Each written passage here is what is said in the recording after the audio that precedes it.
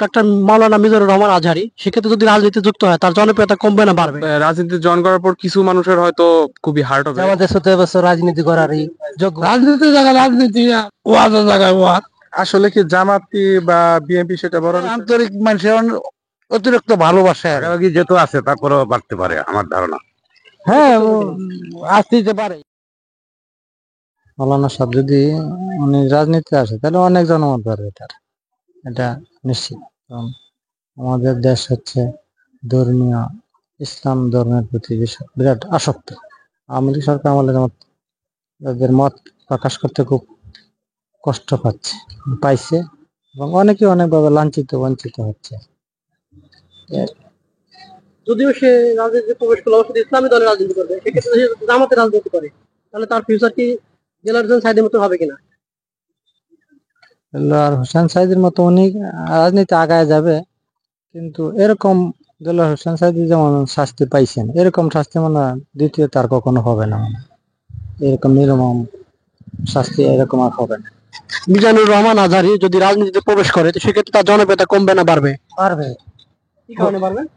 আর ওনের feel ভালো, ওনের কথাবার্তা ভালো, সব দিক দিয়ে বিষয়তে ভালো আর কি, তার জন্য পারবো।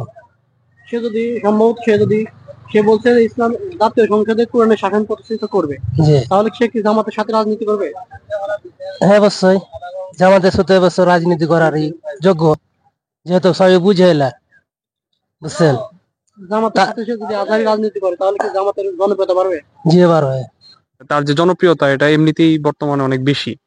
তো ওনার রাজনীতি জয়েন করার পর কিছু মানুষের হয়তো খুবই হার্ট হবে, যাদের বিপক্ষে যাবে উনি।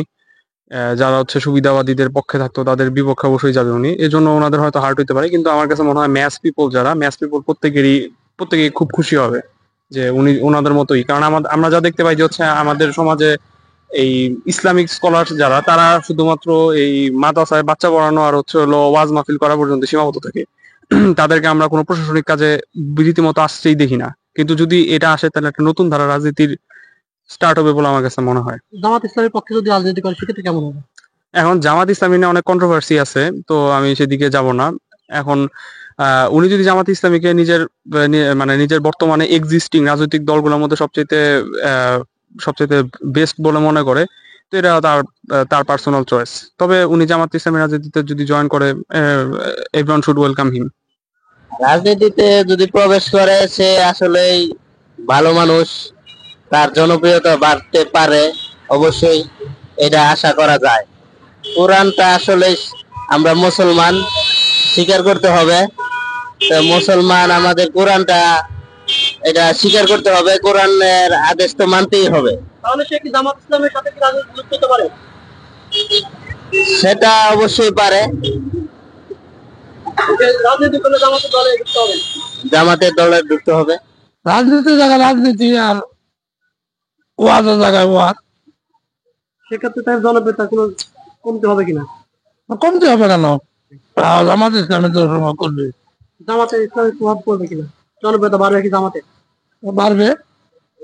কোন হাত করে ওয়াজ করে পারবে। রাজনীতিতে জয়েন করে তাহলে জনপ্রিয়তা আসলে এখন নেগেটিভলি না পজিটিভলি, এটা ফ্যাক্ট করে তার উপরে। রাজনীতি গেলে অনেক বিষয় দেখতে হয়, এখন জনগণের অনেক বিষয় দেখতে হবে। সব দিকে পারবে, কিন্তু সে তো লোক হিসেবে অনেক ভালো, ইসলামের দিক থেকে অনেকটা ভালো। আমরা চাই তাদের মতো একজন ব্যক্তি জানি নির্বাচনের মধ্যে আসে।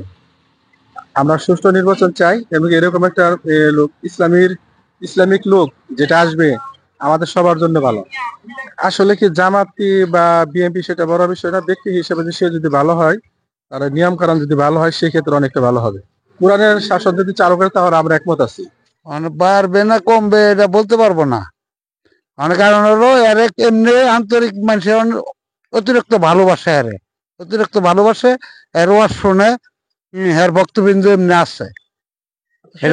জামাত ইসলামে যোগ দেয় তো সেক্ষেত্রে তার জনপ্রিয়তা বাড়বে?